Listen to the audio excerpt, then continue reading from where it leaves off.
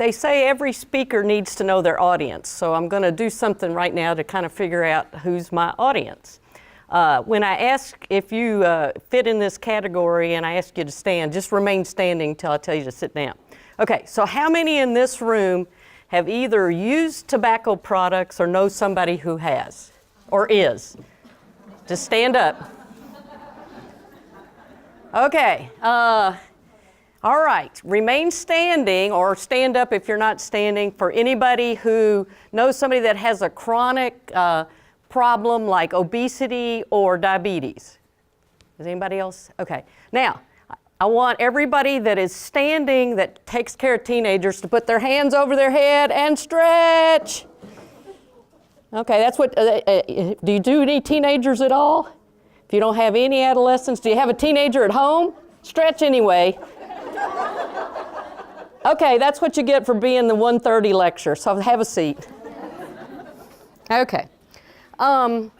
Today we're going to talk a little bit about adolescent substance abuse, and I was asked to give some facts and figures, which we're going to do, but the facts and figures are really why we're here. We're here to try and intervene in adolescent substance abuse. Okay, so let's see, how do we go up, down? How do you make the slides move? Oh, just that. Okay. I have nothing to disclose. I wish I did, but I don't have any financial. Okay. So these are your objectives, that you're going to be able to recognize the signs of substance abuse among adolescents. You'll be able to participate in a brief screening intervention strategy to address substance abuse, and then you'll be able to use some of these strategies to address other chronic illnesses such as obesity and diabetes among your adolescents. I want those of you out there that are budding actors to be thinking about volunteering later, because we're going to be doing some role play and I'm going to need some volunteers. And if you don't volunteer, I'm going to pick the back row. Okay, so in this slide, this is talking about substance abuse among Kentucky youth with tobacco. The numbers are a little bit small, but you can see that the first column is actually Kentucky and the second column is United States.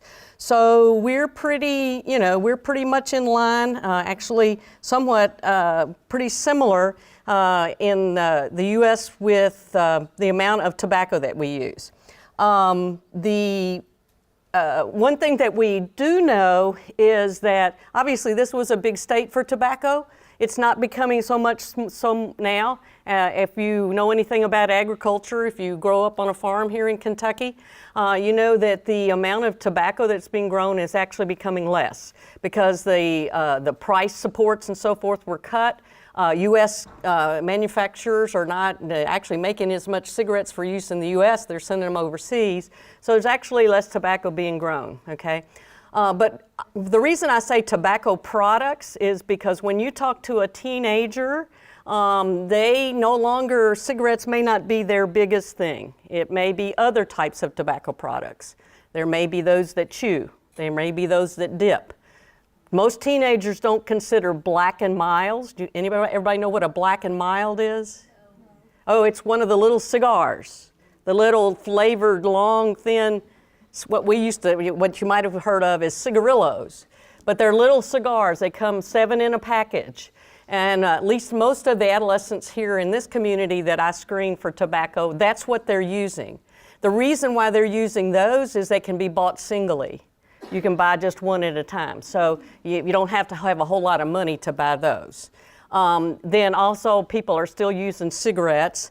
And also we're now have on the scene e-cigarettes. Have anybody been around someone that's actually used that product? Okay. Your son uses e-cigarettes, okay. It's probably more expensive than regular cigarettes. There's not a lot of teens here. I even asked the kids, because I deal with kids in residential treatment, also kids in the detention center. I said, do you use e-cigarettes? And they go, what's that? Most of them smoke marijuana and and Black and Mild. So they don't smoke vapors, okay?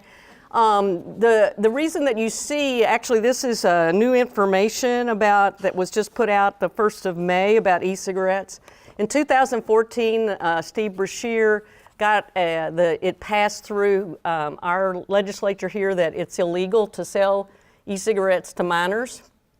The FDA has had very little to do with e-cigarettes because they don't want to have to invest any money and figure out what the health effects are. But they have come out and said that it is illegal to sell the product to minors because you can buy them online. You can buy all of the different flavors, and so how do you know if your adolescent is not buying it online? They could very well be, because all they have to do is put a credit card in. Doesn't have to be, you know, so it's the same way if you try to enter any of these sites, if you've ever gone into a site to look up about alcohol, and they'll ask you what your birth date is so that you can proceed and go on and look up recipes on how to use bourbon. Well, you can make up a birthday, you know, so it is, they are available online to buy. Anybody here from Owensboro?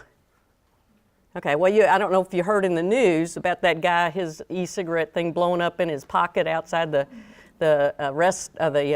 mini mart, and actually gave him second-degree burns on his leg, okay?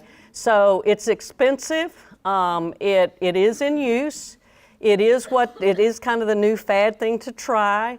There is no evidence that it can be helpful in getting you off of tobacco because it is got a lot of nicotine in it, which is the addicting substance in cigarettes. So don't think of it as an aid. It actually may have as much, it doesn't have some of the same carcinogens in it, but we don't know about the products that make the vapor. You know, if you think about it, things like the inhalants and so forth that kids do, it's the actual propellant, the inhalant, that causes the brain damage. So they're not, because I think there's some formaldehyde in it, some other things like that. So they're no safer than regular cigarettes and can actually be more expensive and as addicting as regular tobacco. So as far as alcohol goes, again, that can be the initial drug of choice for a lot of our teenagers. And the reason for that is accessibility.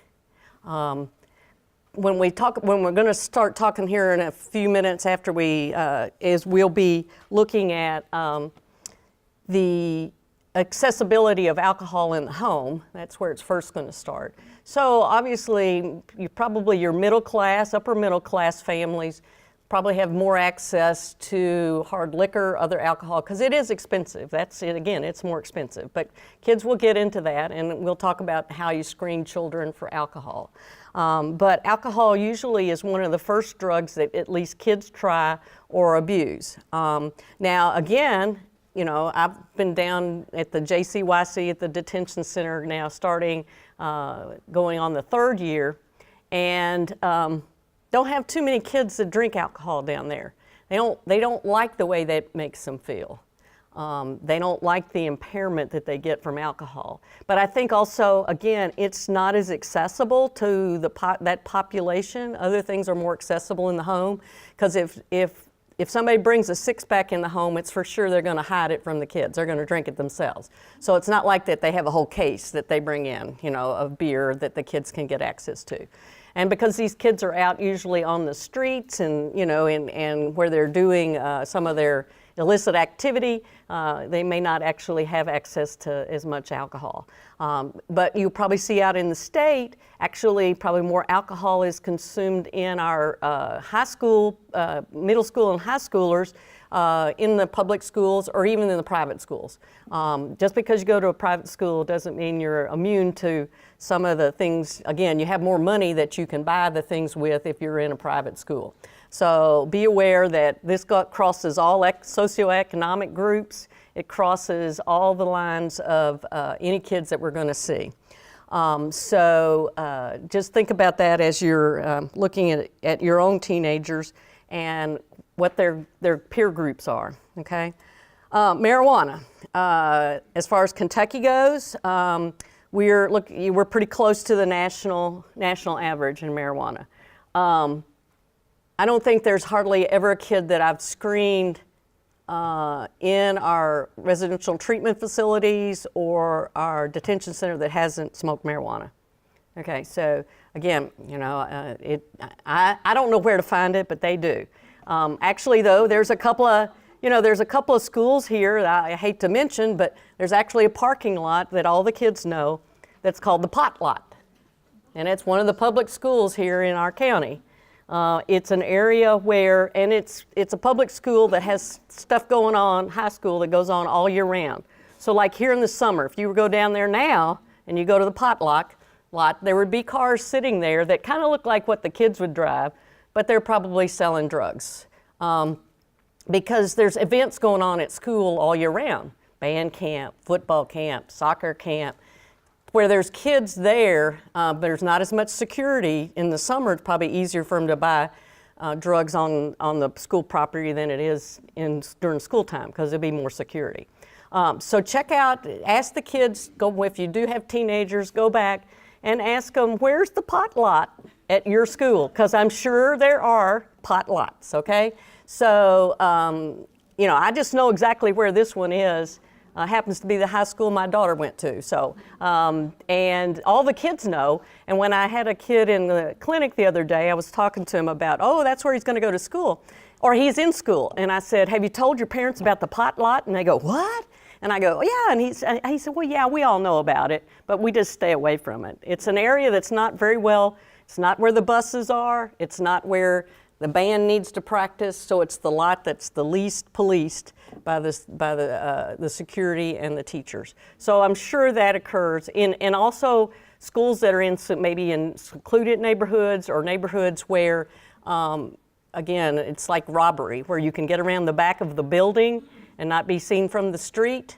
Might be a place where your younger children can be able to find illicit drugs, alcohol, other things like that. So they're actually using public school property.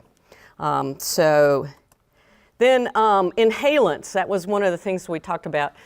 Kids still do that.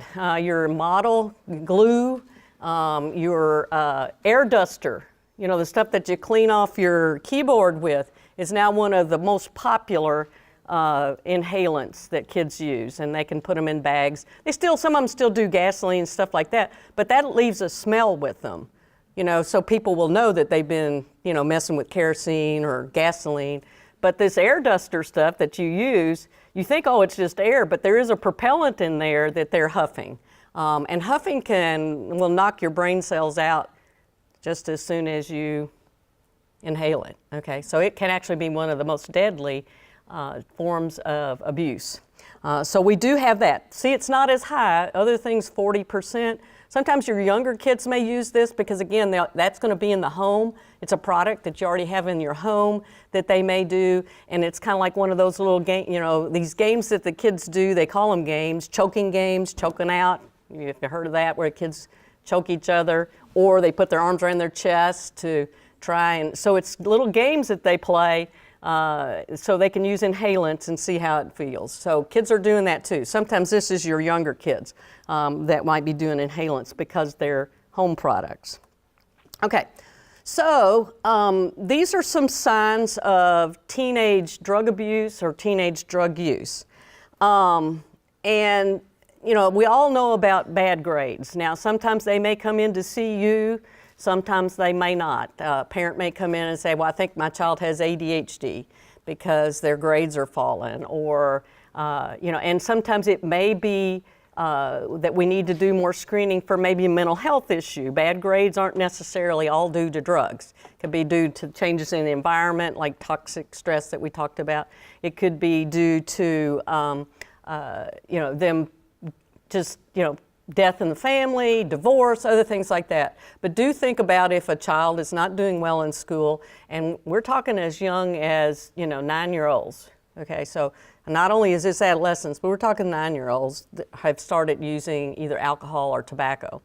Bloodshot eyes, obviously that's your, this time of year they'd come in, they'd say, my eyes are watering and red, and they want allergy drops, okay? But it very well still could be that they're using marijuana. That's one of the most, laughing for no reason, kind of being high. They would almost have to be on drugs to do that if they're giggling or whatever, or seem to be in an awfully good mood, or, the parents are gonna know this. You may not necessarily see them in the office for this. But loss of interest in activities. In other words, they go away from the things that you thought were okay or the parent thought was okay into more secluded activities, kind of maybe getting in with a different crowd. Poor hygiene. I don't know how you can tell that from a normal teenager, but because, you know, I don't know, I can't even begin to think of when my son, and Judy can tell you too, when her sons first started taking a shower every day. You know, that doesn't occur, but poorer than normal hygiene, let's put it that way. It's worse than it was, you know, because, you know, some of the girls will want to, I mean, it may not be, you know, your girls, they usually like to have their hair done and all this kind of stuff. So particularly in that side, if the females are no longer, you know, wanting to look nice, kind of disheveled, those kinds of things, think about that. Their personal appearance, again, avoiding eye contact, because they know that they've got that guilty look on their face if you're looking at them, so they don't want to talk to you. Hunger or the munchies, so that's some of the times it's kind of funny because when the kids come into the jail, you know, I always laugh, particularly when they come back the second time. I said, "Did you come back for the food?" And they go, no, the food's here is terrible, you know.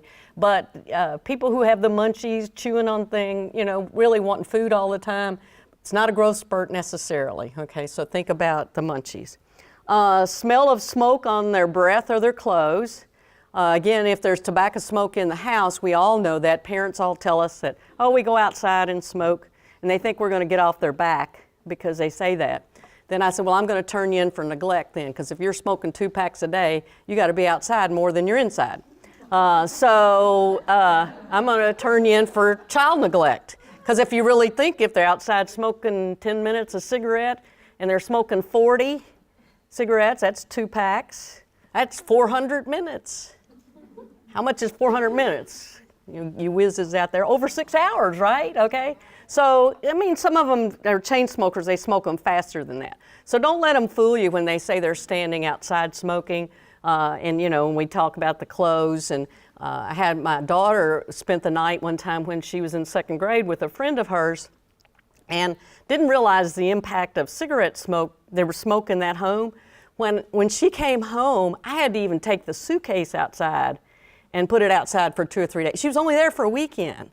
But the smoke had infiltrated her clothes and the suitcase and so forth. So if they're doing, you know, a lot of smoking, the kids can't necessarily hide it, and the adults can't hide it. So when you counsel your family saying they're outside, saying, well, then, you know, we're going to turn you in for child neglect. Unless you're taking the kid out there with you, you know, you're neglecting your children. Secretive behavior. That's part of being an adolescent too, is having some, but try to, you know, when you're talking to them as you're not trying to be their friend, you are going to be their ally as a healthcare provider, but you're not necessarily going to be their friend. But you also want to encourage them not to necessarily keep secrets, that they may need the advice of an adult, maybe not their parent, but they may need the advice of the adult. Missing curfew and unusual tiredness. Okay. Cocaine, there's not a whole lot of cocaine. They didn't have a whole lot of totals. These figures come from the kids themselves. We do know that kids used cocaine, but that's not necessarily a high one. Pain meds, again, a lot of you, we had a child when I was at the Home of the Innocents that was there. He was 7 or 8 years old, and the reason that he'd been taken out of his grandparents' home was because he was taking their OxyContin. So, and he was actually having some withdrawal symptoms. So here's a 2nd grader, you know, that can get into prescription drugs. So that, again, this has been clamped down more with our Casper and things like that, but you still see that a lot. And I know we see that in, you know, still down in our eastern Kentucky regions, other things like that. Things are clamping down on that. But then what they're going to is stuff that's actually much more deadly, which is injectable drugs of heroin and other drugs like that. So I don't think they asked the question about that to these. Okay, so in kids who need treatment for substance abuse, there's 4% in the US and 4% in Kentucky. Now, that's of identified people. Okay, how many have we not identified? One of the things, the reason we haven't tried to identify a lot of teenagers that need help is because there hadn't been any help. You know, there hasn't been any programs for teenagers. I'm happy to tell you, though, that the settlement that they had with Big Pharma for OxyContin has brought in quite a bit of money to the state of Kentucky and other states who have applied for it for adolescent substance abuse.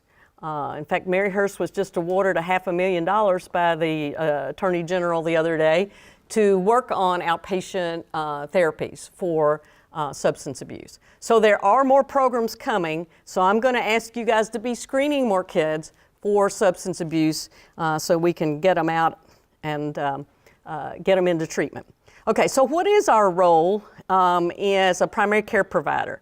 Well, we're positioned, if we're their primary care provider and we see them throughout the course of their life, we're positioned to be giving them anticipatory guidance, screening, and intervention. And actually this SBIRT, some of you may, is called Screening and Brief Intervention and Referral to Treatment. That now is being reimbursed by some of our MCOs. Passport does reimburse you for doing SBIRT if you use certain codes to do screening. And that doesn't mean just annual screening, that means screening anytime you suspect. And that's also for adults, it's not just children, but you can screen. The role of the primary care provider, whether it be a nurse, a pediatrician, a family medicine, a PA, anyone who is involved in the health of that child, that's what our role is. Oh, got the next, okay. So, you suspect drug abuse, what next? I don't know if any of you all get the Courier Journal, but back in February 29th, 2016, the front page had this huge picture of this guy with his dog, his German Shepherd, and he was canine for hire. He'll come to your home and sniff out the drugs, okay? Cost you $99. You can go to his website and he'll bring his dog and he'll sniff out the drugs. Well, okay, you suspect it. Is that what we should do? Should we get the dogs on them? They already do that in schools. You know, they sniff for lockers and so forth like that. That's probably not the best approach, okay? So the teenager's not really going to like to have a dog sniffing in his room. That's probably not the best approach, okay? But that is available. That's a service that's available. Okay, so what about urine drug screening? If we suspect a kid, how many of you have had a parent come in and say, I want my kid drug tested? How many of you, have anybody asked for drug screening in your clinic? They come in and ask us all the time, thinking that that's going to make a difference. There's not many drugs that stay in the system very long, unless they're smoking marijuana pretty liberally every day. It is not going to be in their drug screen. Okay, it has to, but it'll stay once it's there. Well, so if you read this slide, it says that if you handle this poorly, then it sets up an adversarial role between the parent and the child, which is never good, because you're not going to help a child recognize what kind of trouble they may be in with substances if the parent can't be an advocate for them, okay? So, well, if you don't want to go to the formal drug screening, you can just go in Dollar Tree. If any of y'all can say, it says, at-home drug test, marijuana. You just pee on this stick, and I don't know what it says, but I kind of had to give I said, I'm giving this talk for public health nurses, that's why I'm buying this. I felt like I was going up buying condoms or something, It's like, so when I went through the line, she didn't say anything, but you can go in a Dollar Tree and pay $1 for a marijuana test kit, okay? So you can tell the parents if they want to screen their kids' urine, they just got to hide this somewhere in the toilet or find somewhere. So I don't know how it works, but I haven't opened it up. But I'll leave it up here. If anybody's too ashamed to go buy one themselves, they can pick it up and take it home. Okay. So there is ways that we can find out if a kid's on drugs. Okay. No, marijuana was the only thing I saw. Okay. Okay, so, they have pregnancy tests, and of course, the pregnancy kits, I was laughing about that, because some people said, do you trust that? And I said, well, they were made in China, so you would think they would be pretty good since they have a one-child policy, so, You think they would, they're the ones made in China would be pretty good. So I don't know where this is made, but there wasn't any other drugs. Okay. So when should you screen for substance abuse? Well, you pretty much should be on alert all the time. Definitely they recommend an annual screening when you do a well child check. But anytime a kid comes in and the parent says, you know, things aren't going well at school, he just had a fight with his significant other or friend, whatever, or a kid's in there complaining of fatigue, other things, some of these symptoms, you should screen them at that time. And Passport will reimburse you for doing that. It's not just a once a year thing. If you're screening an adult who's having issues or a child who's having issues, they will pay you an additional amount for that. Okay, so this is the brief screening that is in my references. You can go to this whole kit, but this is the best way to briefly screen. What Passport recommends is using the craft, and we're going to talk about that in a minute. But this actually recommends just asking the same questions that they ask these teens to fill out on these drug surveys. Like, how many times in the past year have you used tobacco? Never, once, or twice, monthly, weekly, or more. Same way with alcohol, same way with marijuana. Okay, so if you get down there and those three are all never, that the kid's never tried it, never sipped, never done anything, then you don't have to ask the other three questions about prescription drugs, illegal drugs, inhalants, or herbs or synthetics like bath salts, spice, because it's likely that the first three gateway drugs or the first three things that children are going to try are the things that are most available, which is tobacco, alcohol, and marijuana. So this is the only tool that you need to use, and it has a number of advantages. It's very quick and very practical for short visits. It includes questions on tobacco, alcohol, and marijuana. And it is shown that the S2BI responses choices correspond well with the DSM diagnoses. If they're using it, so if they report once or twice a year use, they're unlikely to have a substance use disorder. If they report monthly, then they have a mild or moderate substance use disorder. If they report weekly, I think we all would think that they have an issue, right? That wouldn't be any question at all. And it can be compatible with your electronic record. You can get it and put it on your electronic record. So then what do you do once you have some answers to these questions? Well, you can use things like the craft, which asks more about their activities that they're involved in, such as the craft is, have you ever ridden in a car with somebody? Have you ever, one of them is like, have your friends or family told you to cut down? Have you ever drank alone? Have you ever drank to relax? Have you ever gotten in trouble with the law? So those things, are the secondary questions that might help you to understand in what circumstances a kid is using the drugs. If they said they've used them weekly, then you want to know, are you doing it alone? Are you doing it with friends? Where are you doing it? So this actually helps you in then counseling a child. Okay, so here are the questions there. Ridden in a car, alone, to relax, to forget things. Have you ever forgotten things while you drank or did drugs? Do your family or friends ever tell you should cut down? And have you ever gotten in trouble? Okay? All right. So then if you have some positive responses, then what you're to do is to do a little bit of a motivational interview.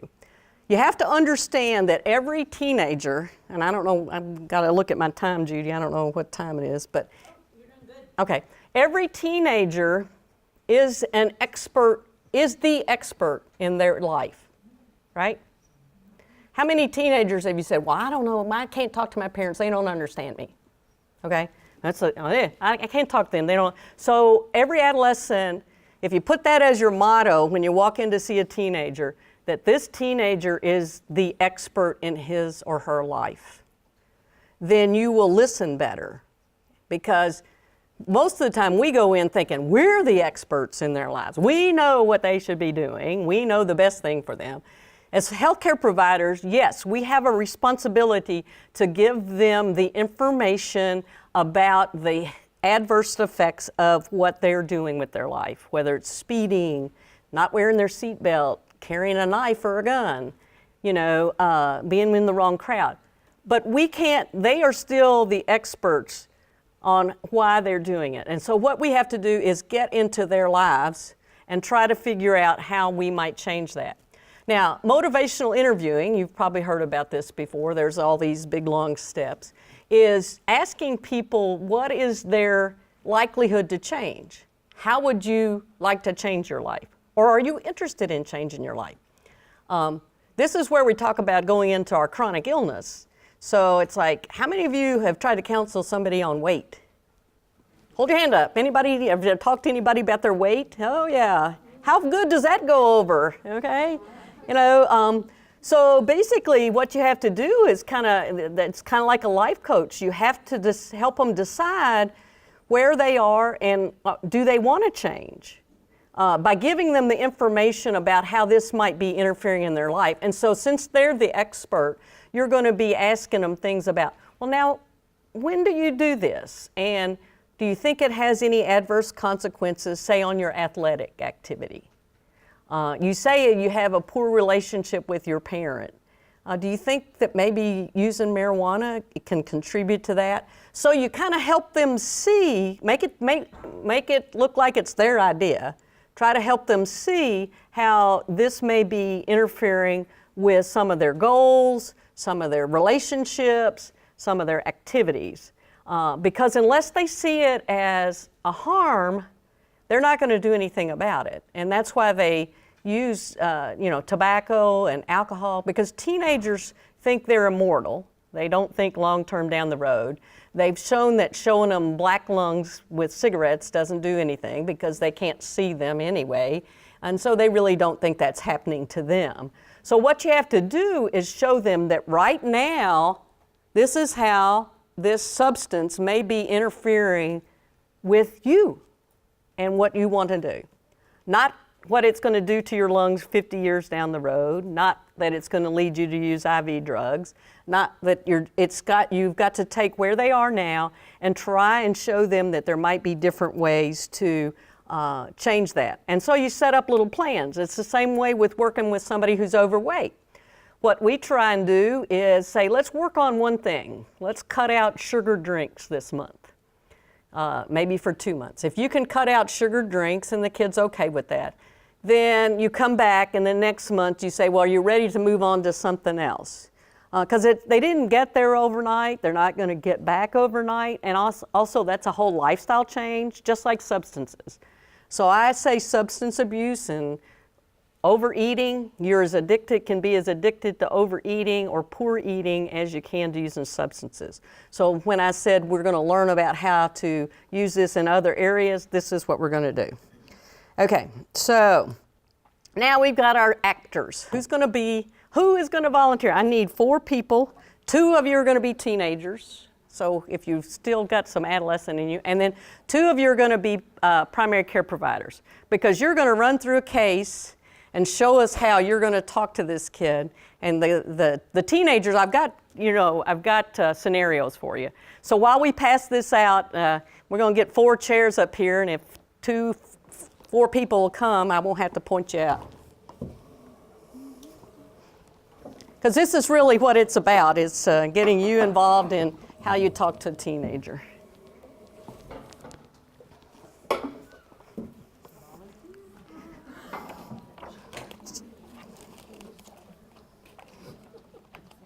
All right. Am I going to have to pick somebody? Here, pass these around. Everybody gets one of those.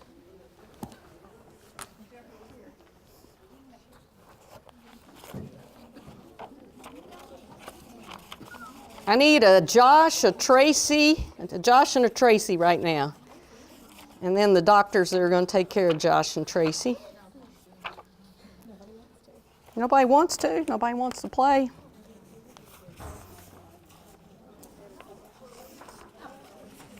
Come on, I see you're moving here. You want to be Tracy or Josh?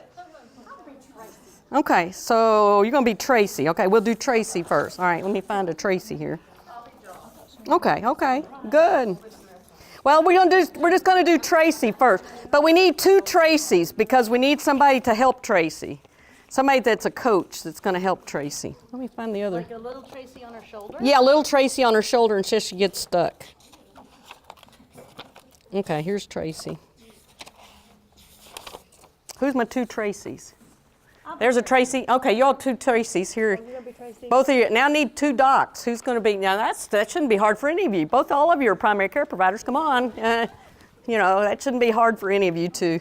Okay, so let's find that's the adolescent role. Let's find the doc's role in Tracy. Thought I had them all divided out. You know how that is. Oh, here it is, PCP role. Okay. Okay. We need 2. Are you gonna play Judy? No. No. Okay, get somebody else. I can't read it. You can't read it. It's too small to read. All right. So be reading over your. We need another coach to help this primary care provider.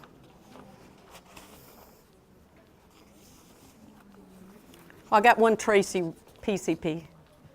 She's gonna pick you out. This is your time to shine.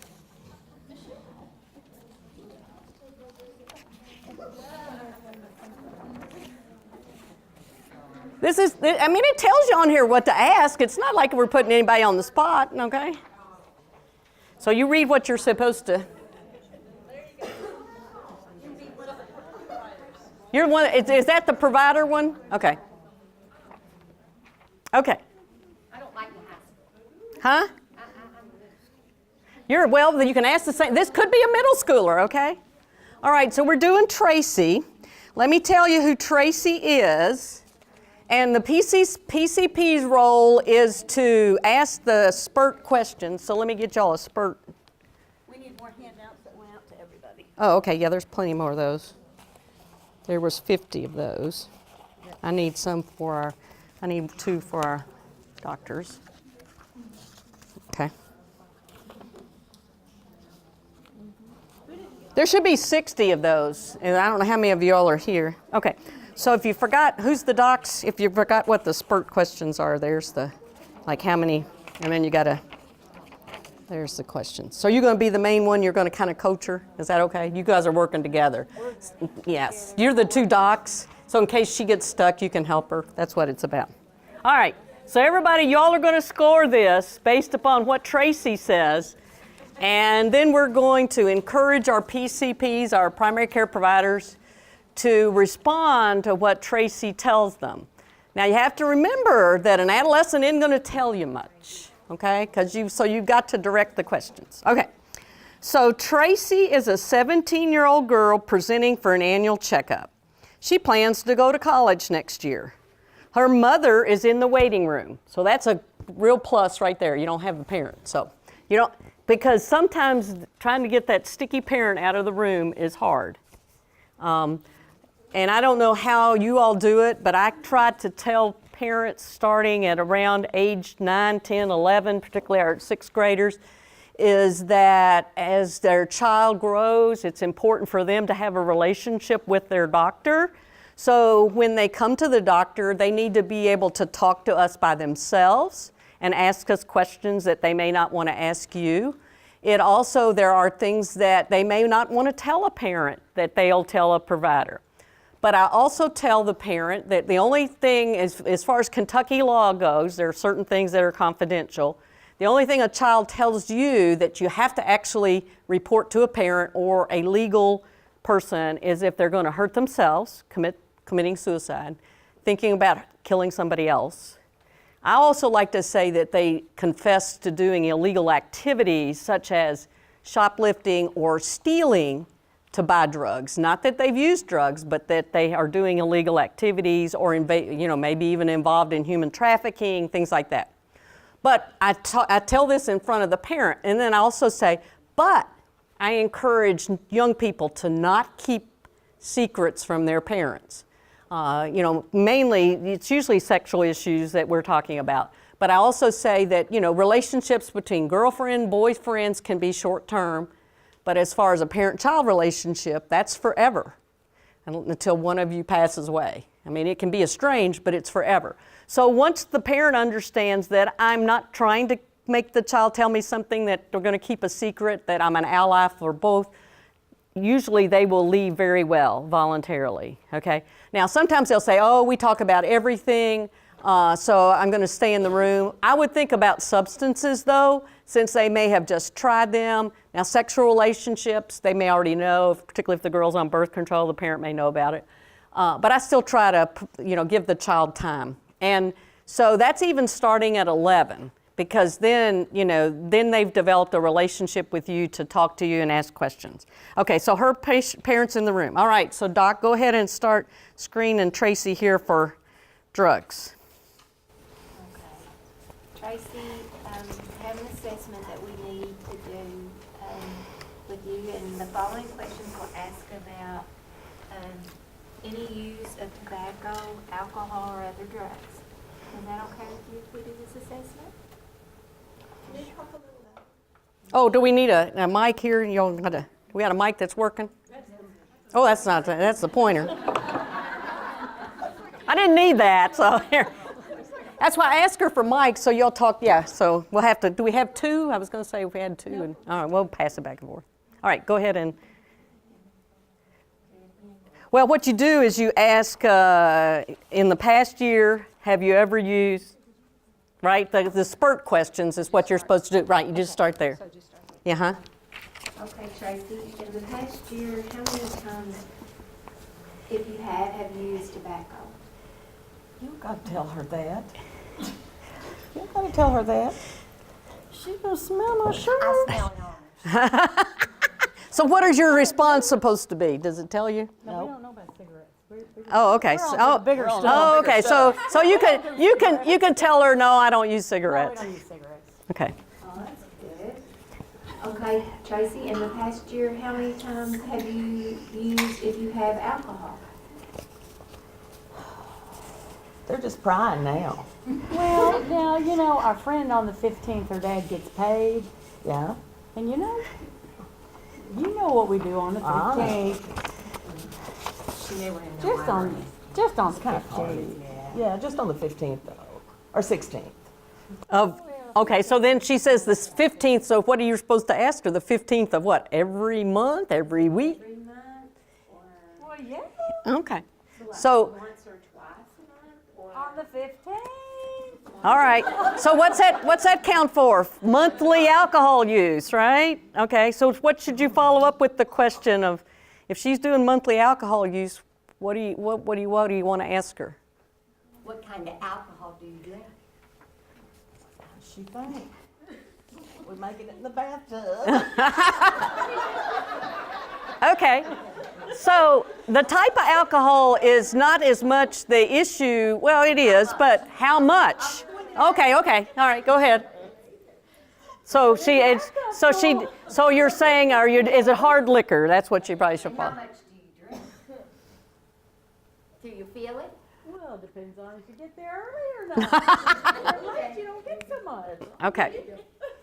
Okay, so we've established that she's drinking alcohol monthly to the point that she may be getting a little bit intoxicated, okay?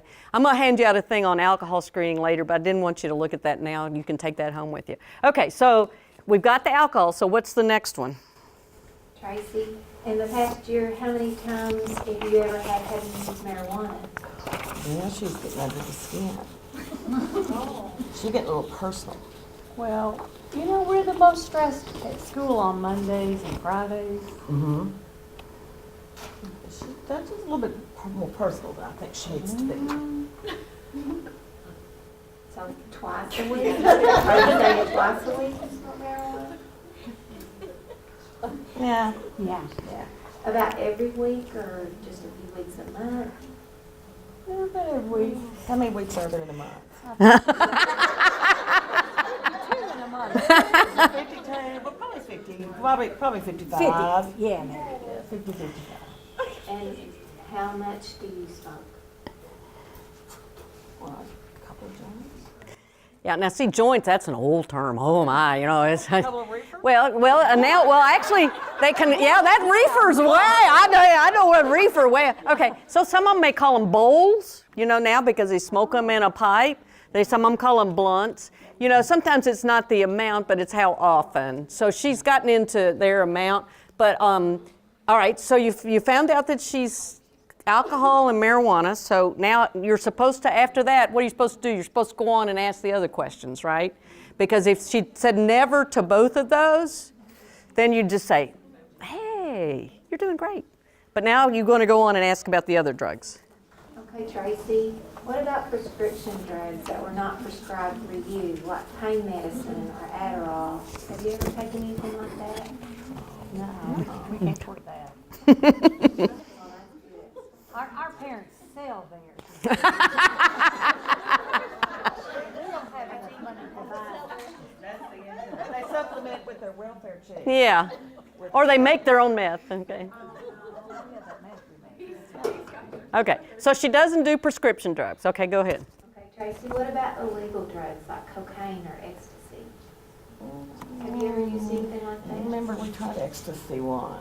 We liked it, didn't we? Yeah, we did. It's pretty good, but it's kind of expensive too. And the cocaine's kind of expensive. Yeah. But there was that one time. Yeah, there Well, was we one thought it was time. cocaine, but Who knows? They're good. They've looked at every little. They've looked at every little thing on here. Okay. Yeah. Now you don't know what to do. You're wondering where these ladies live, okay? So just the one time is all you tried that? well, one time for that cocaine. Yeah. Okay. And ecstasy. A few times. Okay. What about inhalants such as nitrous oxide or aerosol? Well, our one friend has asthma. Remember we used that her Yeah, inhaler? we used her inhaler one time. Yeah. Is Just that the what you one mean? time? An inhaler, an albuterol? Is that what you mean? So now you have to explain to them what inhalants are. Like nitrous oxide, do y'all know what that is? Laughing gas. So they'd had to be not getting into a dentist's office laughing gas. Yeah, Like so, if you sniff glue, of course, magic markers don't count. yeah, magic markers do count, yeah. Magic markers do count. Yeah. Have you ever sniffed a magic marker? They smell good. Glue? I told you they smelled good. girl. Okay. All right, so we've established her spurt score. Okay. Right, okay. So now you're sitting there with your mouth open as a PCP. What is the next step, docs? What should you offer to Miss Tracy here? Do we ask about the herbs? Yeah, well, you don't, you can ask about the herbs, but they haven't done herbs, so, They might not be able to afford her. yeah. All right, so what are you all supposed to what's your next step? Ask if they want help? Yeah, well, We're going to give them help whether they want it or not. okay, well, a little follow-up. Okay, so Say no. a little follow-up. She's been smoking marijuana pretty much 2 or 3 times a week. What do you want to know about that?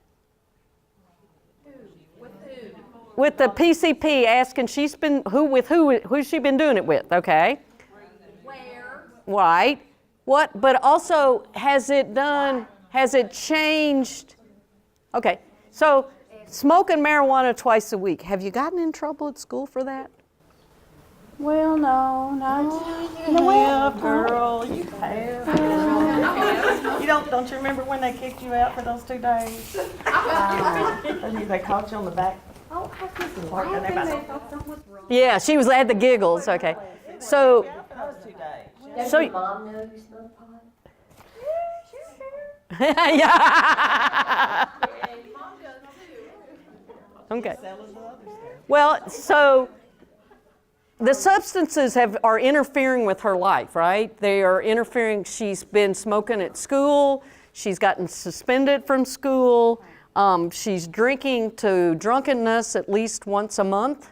So then what is your responsibility as far as talking about health effects of those? That's the other thing is you say, well, okay, I understand, and it seems like that some of these things are interfering with your life. Let me tell you a little bit about what I know about what, drinking to drunkenness can be, like alcohol, a little bit of what we know about marijuana, which you may have to refresh yourself. In this spurt guide that I got all this out of, it's got all the adverse health effects in the back, so that if you want to refresh yourself on what the adverse health effects are. Unfortunately, we haven't found a whole lot for marijuana, really, long term. And so one of the things that some people are advocating is that if we did make it more legal, it might not be used as much, because then it would be more expensive, because it'd be regulated. See, right now, the market is whatever it can bear, and you can grow your own and so forth, so it may actually go down.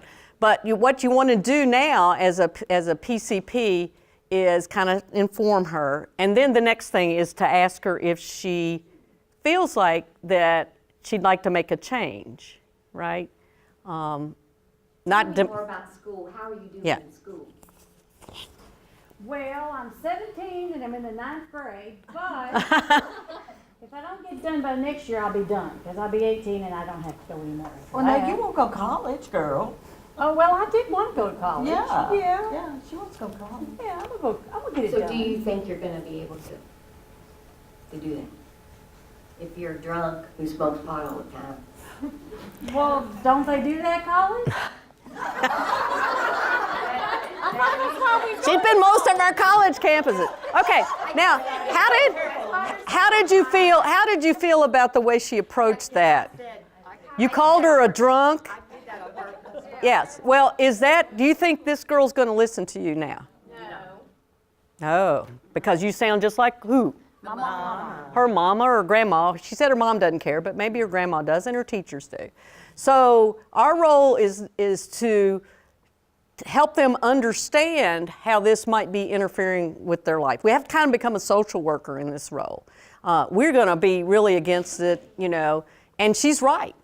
She's doing it on college campuses, but the fear is that she'll have less supervision there and could actually go further. So what you need to show her is that this is an issue that if it gets worse, this is what's going to happen. And you might not be able to meet your goals and your dreams and those kinds of things. So this is not easy to do. It can be pretty quick. So one of the things is you ask her and you kind of tell her what, and then you'll say, we really think you should cut down. It's obviously, don't tell them, if you tell them to stop, they're going to say, no, I'm the expert. I know I'm not doing it. You should say, well, maybe you should let's try cutting down, just like cutting out your sugary drinks. Let's try cutting down. Come back and see me in about 6 weeks to see if we can work on your grades, see what you can do with cutting down. Because that's like the craft question is that have your friends or your family told you ought to cut back. So if she agrees to do that, because she is getting some benefits from the marijuana, something, or she wouldn't still be using it. There is something. We may not have gotten to that on the first visit, but if we can kind of get her to cut down and understand the risk of binge drinking, and that can actually be harmful. You can, end up dying and those kinds of things. Understand what that is, and then you're going to make a step at a time. Just coming up to the teenager and saying you need to stop altogether, this is bad for you, you're going to end up being in jail, you're going to end up being a drug addict, they did it for a reason. A lot of them try it, like she tried the cocaine and ecstasy. When I asked these kids down at the jail about IV drugs, it's so funny. They go, oh no, I'd never stick a needle in my arm, and I know they won't, because when we try to draw blood from them, they're like, whoa, no, you're not getting any blood out of me. And we go, wait a minute, you have tattoos. They said, well, we were high when we got our tattoos, so our tattoos didn't hurt. They got tattoos all over the place, and we go, we know those hurt. Oh no, but I was high. I said, well, we don't do pre-medication for IV drug draws. Okay, so but they're doing it for a reason. There is something, whether it's social, whether it does relieve stress. I do know that's one of the things that marijuana can do, relieve stress.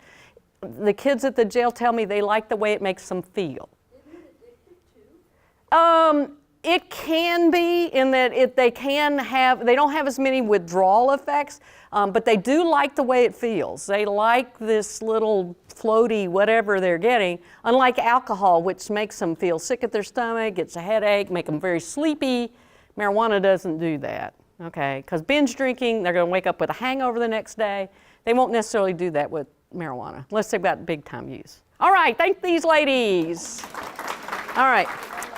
Let's see. Yeah, you can just lay them there on the table. Okay. What do we got? 10 minutes? We got time for one more?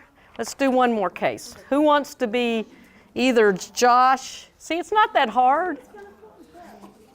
We got either Josh or Anthony.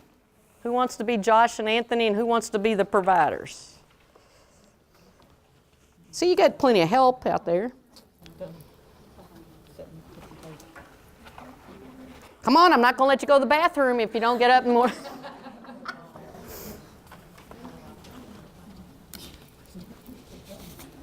Can I pick one? Huh? Yeah, you can pick them. Just point at them, and then we'll go. Let's see, which one we're going to do. Here's the PCPs. What do the kids say about the spice? Spice is bad. Spice is bad. Oh my, you know. They have a lot of Spice is, yeah, and actually they can almost look like being on PCP with spice. All right, what exactly is spice? It's a synthetic marijuana. You can buy it in. Be Josh, you're a teen. Come on, Josh, get up there. This one's actually pretty easy. The Josh one. It's a synthetic. Divide them up between the. Where's the Josh? Oh, here we go. Yeah, here's the Josh kid. No, that's okay. Here's the two kids. That's good. Okay, here's the two PCPs. I got them. Okay.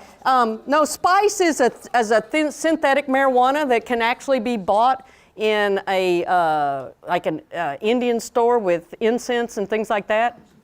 I mean, it can be bought and wafted in the air. Okay, so, but it makes kids pretty crazy. That's the ones that you'll see that can cause death. Okay, so what do you want to be? You going to be the boy? You're going to be the kid or the provider? Oh, yeah, we're the kid. Oh, here's the two. There's the kids. Okay, need two providers. Come on, ladies. We don't want to do it either, y'all. Come on. Yeah, come on. Come on, we got 10 minutes. We'll do this one real quick. This one's actually a pretty good one. Come on down. I mean, if I could offer you a prize, I would, but I don't have any prizes to give. Yeah, wait, I still got a free marijuana test kit here. Anybody wants to take it home? All right, there you go. There's the PCP roll. Is the spice cheaper? Probably not, because it is sold in store. And guess what? You got to pay sales tax on that. So what would make them use that over the other? Because it's easier to find. And it's not showing up on drug screen. I think so. I think not. It's not as, and it's easier. I mean, and actually there are other things. There are other synthetic drugs. And I don't know if you have this in your community, but we had it here. We actually had a NAS baby. Y'all can read them, but we had an NAS baby that was addicted to kratom. I don't know. It's KARTOM, kratom tea. It's an herbal tea that actually has an opioid effect. So this mother had been down in the Highlands. If y'all know anything about Louisville, the Highlands is the place. These women were telling her that it was a very calming thing, that they felt good during their pregnancy because they were on opioids, so they felt good. So she was drinking kratom tea, and it does not show up in drug screens, but her child came out addicted and had to be in the nursery for 6 weeks. She had no idea. She was like middle or upper middle class, drinking this kratom tea. It's called Captain Kratom. You can go on Bardstown Road if you want to buy some on your way home and try it, okay? So you can try some herbal tea on the way home, relax, okay? But it is sold and it's made in Thailand, but it's illegal to buy it in Thailand. So they ship it over here for us to buy. So she didn't mention that to her doctor. No, because it's an herbal tea. You don't even drink caffeinated drinks when you're No, but herbal tea doesn't have any caffeine in it, right? Herbal tea is like green tea, doesn't have any, well, green tea has some caffeine, but herbal tea doesn't. It'd be like drinking, okay. All right, so here we go. We're gonna y'all gonna have to be close enough, or can y'all talk loud so that we can? We both got Josh, is that? Yes, you're supposed to be Josh the doctor. It says the PCP. It says the PCP role. They're the kid, yeah. Okay, so let's hear about Josh Josh is a 16-year-old boy presenting for an annual checkup. His mother is in the waiting. Oh, and the other thing, the one thing that we didn't talk about is should the PCP talk to the parent about this child's? I think so.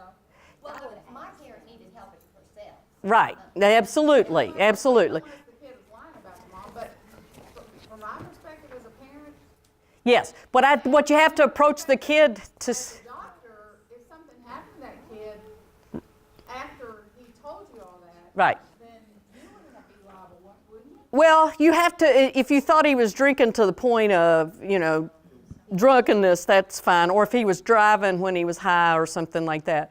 But if, you have to get the permission. And, particularly if they're interested in, cutting down, then, you could say, well, your mom knows about you being suspended from school. She kind of knows what's going on. We'd like to, and maybe she has an issue herself. So maybe y'all need to work on this together. Is it okay if we bring her in the room and talk about it? You still have to ask their permission. If they say no, you don't have, there's not anything that this kid's doing that meets the criteria of suicide or homicide or. But wouldn't you ask then, do you have an adult in your life that you can talk Yeah, right. That we always ask that. Do you have an adult, a counselor, a teacher, somebody that we can work with that'll help you with this? Or you make sure that you're their ally. But you, if it's the because if you break their confidentiality, you've lost them, okay? So you may want to see them back sooner or have some follow-up with them sooner if you don't have another adult involved in their life that can monitor them. It's just like starting somebody on antidepressants. If you don't have a counselor that they're working with, you're going to have to follow up with them closer maybe than you would if you thought they were having suicide. Okay, so go ahead, PCP, and ask Josh his spurt questions. So we were supposed to bring our questions. Oh, yeah, sorry. Did you not bring your... I thought you were giving us additional paper.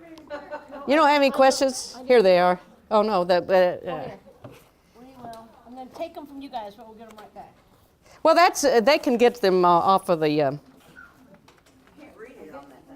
They're hard to read. Here you go. You can run. There you go. They're on there. There's a color one. That's the problem. They weren't very.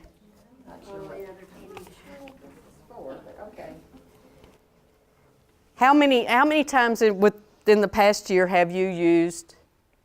See, what's the top three? How many times in the past year have you used tobacco? How many times? So it's never, monthly, once a week. Once or twice or a week. Okay. So.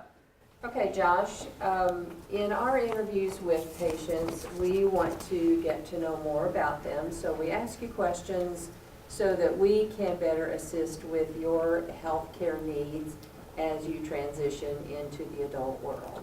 So I'd like to start with asking you, do you use tobacco? No. Never tried it at all? Okay. How about alcohol? We do. We do. This is a split personality here. Okay, can you tell me how often that you use tobacco, alcohol? How about once a month? What do you drink? Oh, you name it. Wine, margaritas. She sounds interested. Your PCP sounds interested. I don't have these questions. Huh? I have the same sheet. On the other side of that. It's On on. the other side. If you turn it over, there it is. Well done. Two-sided. So you've asked about alcohol. Okay, how about marijuana? Have you ever tried marijuana? Do you smoke it regularly? No, only about once or twice. I've only used it once or twice, or once or Ever. twice. Ever. Yeah, Total. Okay, okay. So you prefer alcohol or marijuana? I would say so. So, and it makes you feel better? Relax. Okay. Yes. Okay, and so have you ever tried prescription drugs? Have you ever used prescription drugs that might be in the home? No, Something like pain medication? no. Okay. So that's the other thing. If you know the family well, we talked about access. So if you know that you've, like this little boy that I told you about at the Home of Innocents, he had parents, grandparents who had it.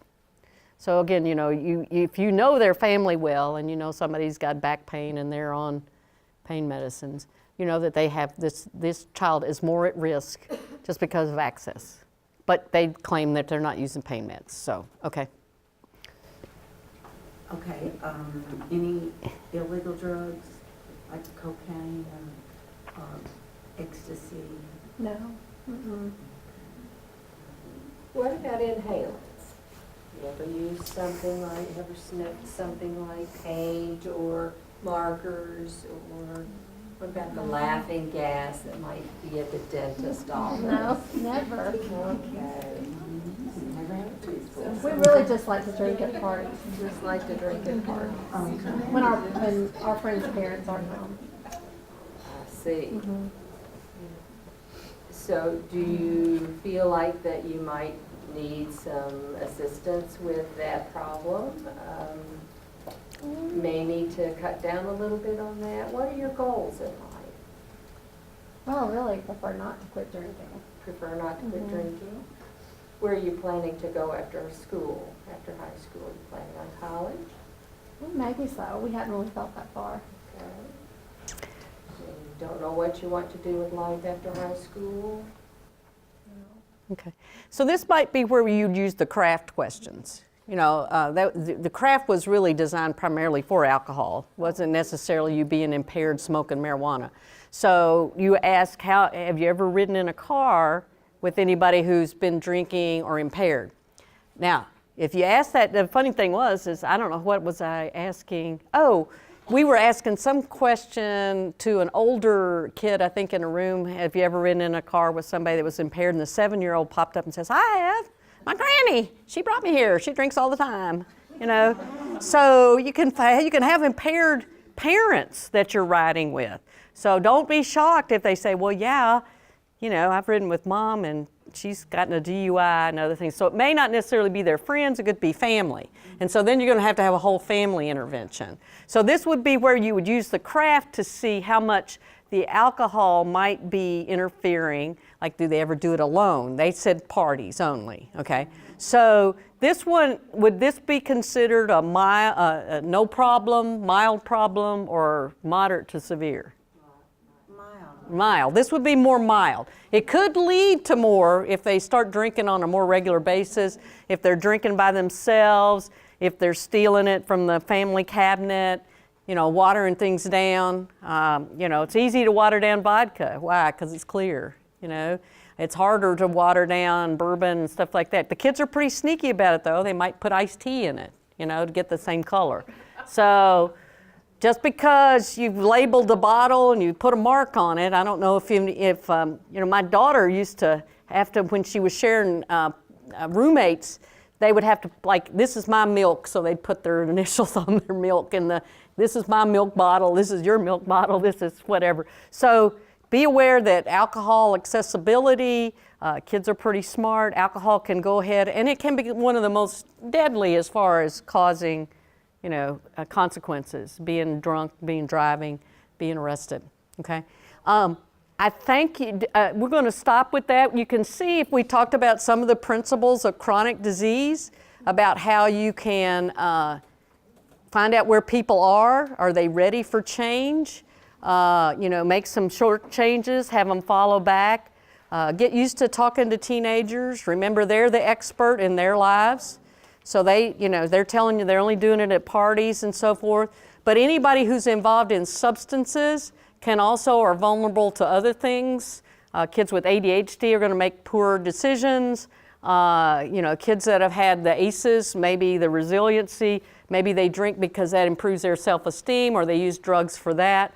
So you kind of have to know the whole of a kid when you're involved with them, and that takes time to build a relationship. So I'll leave the marijuana kid up here. If it's still here, when Judy goes home, she can take it home with her. Anybody got any questions, comments? Yes?